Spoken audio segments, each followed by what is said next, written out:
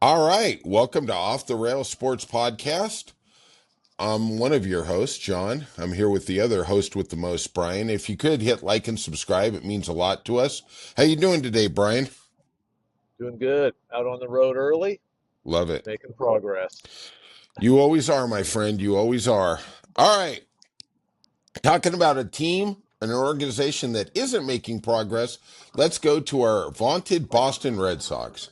You know, they literally can just run something into a wall and destroy something. I love the management we have, but sometimes I sit there and think that's an episode of The Simpsons, right?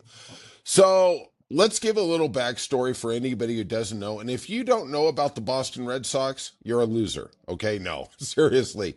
That we have a long-time player, Rafael Devers, one of our best hitters we've had in quite a while.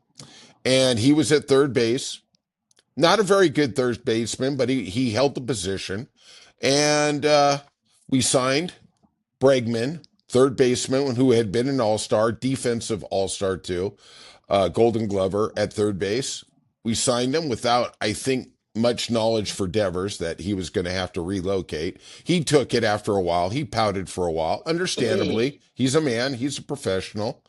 And he said, okay, I'll move on. I'll become the DH, which he really didn't want to do because he wanted to play every day. Now, all of a sudden, Boston management, ownership, whoever the F you want to tell it, decided that, well, we don't really have a first baseman because everybody got hurt. We never really saw that could happen. So now we want him in 40 games into the season to move over to first base.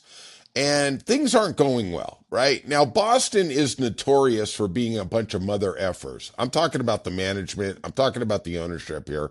In terms of they get the press on somebody, they get the press on a player, and the fan base against them, and they're in big trouble. Well, Thursday, it seems like Devers isn't taking it well, obviously, because the press is hounding him every day about it. And Boston Brass flew into Kansas City to make things right with the guy. Yesterday, I see the press conference. The only questions Core is getting is Devers taking ground balls at first? This dude is deflecting better than a politician. Oh, I don't know. I don't, blah, blah, blah. Brian, after that long winded buildup, what do you think about the situation? Dude, the guy was 4 for 4 Saturday. Yeah, he was. Got a couple of hits yesterday, too. Sure did.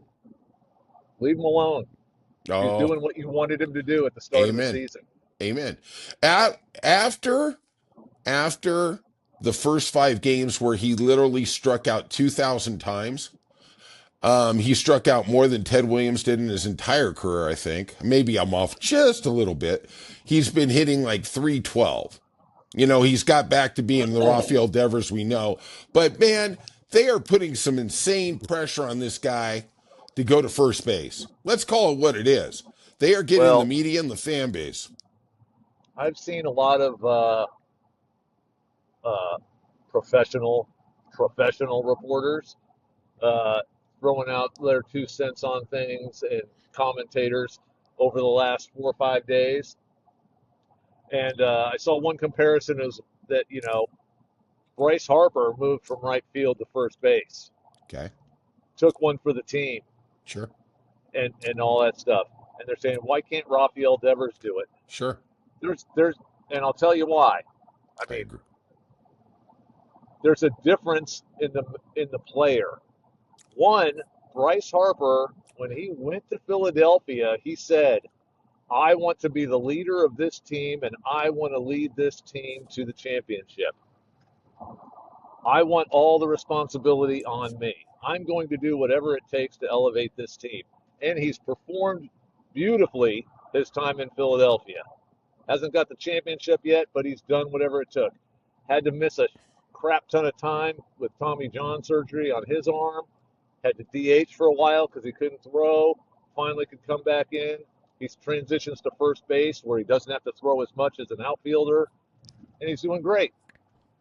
Takes one for the team, but also for himself at the same time. Rafael Devers is not Bryce Harper. He did not come to Boston on a free agent deal and say, I'm going to be the guy for this team. I'm Right. going to be the leader. He's not the leader of the team. He's the leader of the paycheck, but he's not the leader of the team. Never has been. I don't think anybody would ever think that he should have a C on his chest. He's a Well, guy, and he's a well, good hitter. He's a really good hitter, but he's not the leader of the team. He is okay. not the example or the role model in the clubhouse. Everything you are saying is absolutely correct.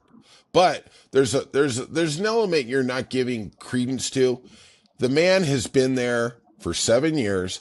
He deserves respect. I'm not saying he has to be the leader, but they are not giving this guy any respect for his stature of what he has achieved on our team. Let's call it what it is. And like you so eloquently said, Philadelphia allowed Bryce Harper to transition, not 40 games into the goddamn year, and then all of a sudden, hey, by the way, we got a first baseman's gift for you. What's that? Oh, it's a glove. How nice. What am I supposed to do with this? Oh, you're going to be putting it on your right hand and you're going to be out there today. We wrote you in the starting lineup. You know, that kind of stuff is just bull.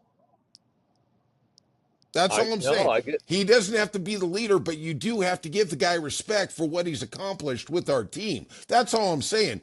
They're yeah, blindsiding the absolutely. guy. I'm Okay. I'm on your side. They should Okay. leave him alone. They shouldn't be asking him to play first base. Amen.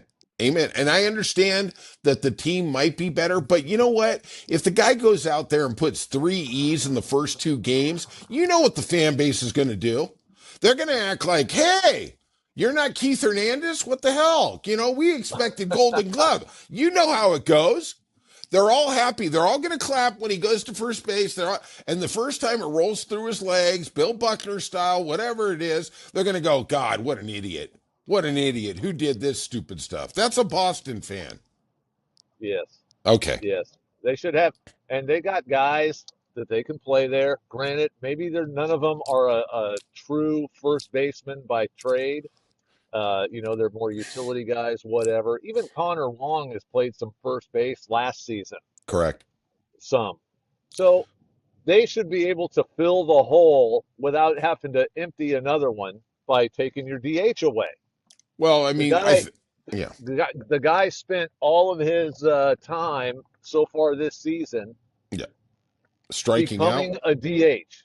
Well, becoming a DH though, Absolutely. and there is Absolutely. something to that.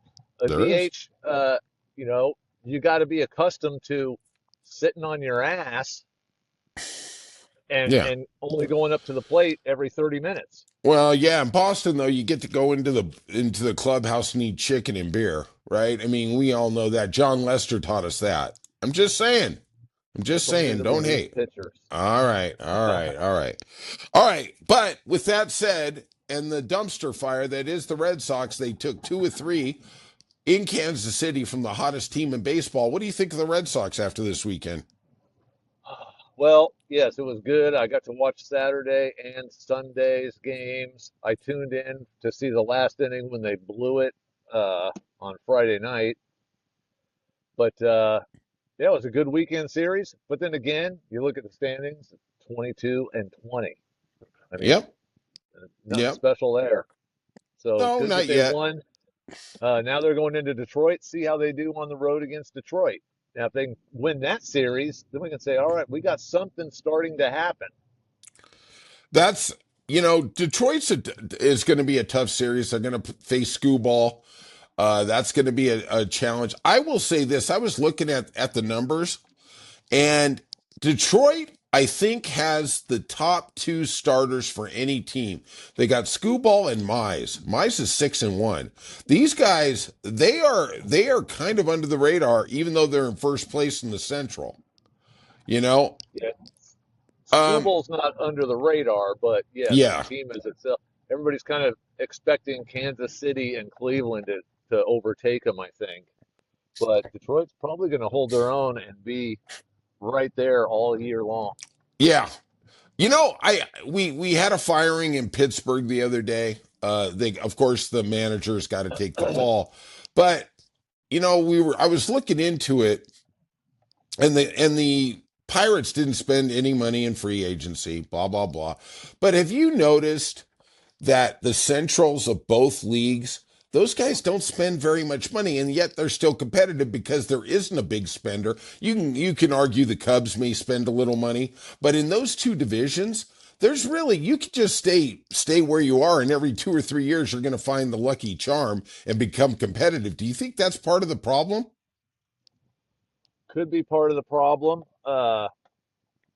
I mean, if I think if the Cubs started spending some bigger money, then maybe the Cardinals would step up a little bit. Excuse me. And here's the thing too about the Cardinals. You look at them; they're actually way overperforming what everyone expected. Absolutely, absolutely. They're I 22 and mean, everybody 19. they were one of the teams that was getting ripped for not doing anything in the offseason, yet here they are, Yeah, uh, right there in the Central. yeah, So absolutely, absolutely. What do you think about the Rockies firing Bud Black?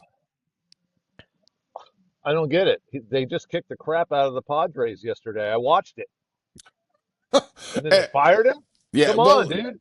let me give you a little backstop. On Friday, the GM came out and gave Bud Black the curse or the compliment of we're all in with this guy. It's not his fault. Saturday they lose 21-0. San Diego kicked all their extra points. And then Sunday they win and then they fire the guy. Yeah. Yeah, that's a yo-yo.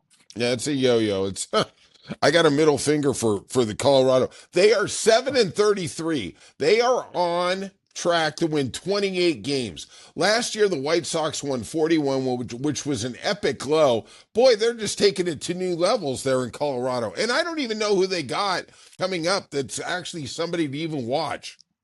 Good luck, right? But you know what? Like I said, I was watching that game yesterday. Yep. That stadium was packed. Yep. It was packed. They must be giving away free crosses. I don't know what they're doing. Whatever, whatever. But the people are still coming. They are. Just put them in the stands. All right. I got a final trivia question for you.